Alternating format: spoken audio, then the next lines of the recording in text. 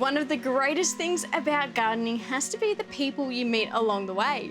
And one person I'm excited to introduce you to, and I have a sneaky feeling you'll be seeing him a bit on the screen, is fellow horticulturalist James Buckley. I've invited James to the farm to take a look around and to join me for a good old-fashioned plant potting update.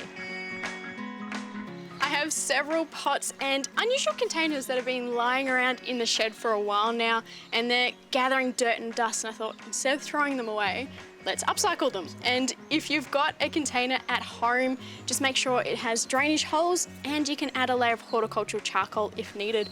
Which do you reckon you're going to use? Oh, Bonnie, you know I'm going with this fern tree stump. It has absolutely caught me. It is beautiful. And I reckon if we chuck a couple of kangaroo paws in there, it'll look fantastic. So what we're going to do is we're going to make sure that we've got some specialised potting mix because you want to give your natives the right conditions. For our planters, we are using Osmocote Premium Potting Mix for natives because it has a low soil pH for low phosphorus sensitive plants, and it's boosted with iron and calcium, which helps to promote healthy foliage. This mix also contains Scott's Osmocote fertiliser, which will feed plants gradually for up to 6 months.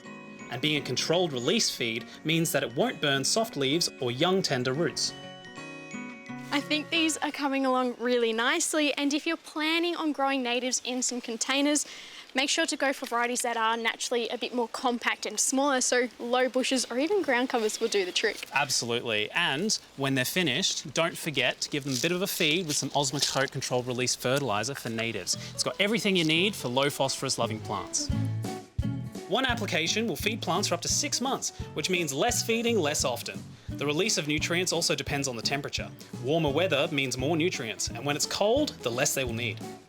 This fertiliser is also boosted with trace elements, which means it will promote greener leaves for longer and healthier growth.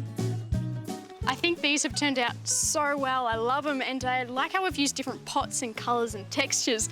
So thank you for coming out and helping me today. Oh, no worries, Bonnie. It's been a great time. I loved it. I love how this has turned out, and you know what? I don't care what you say. I'm taking this home with me. So, see you later.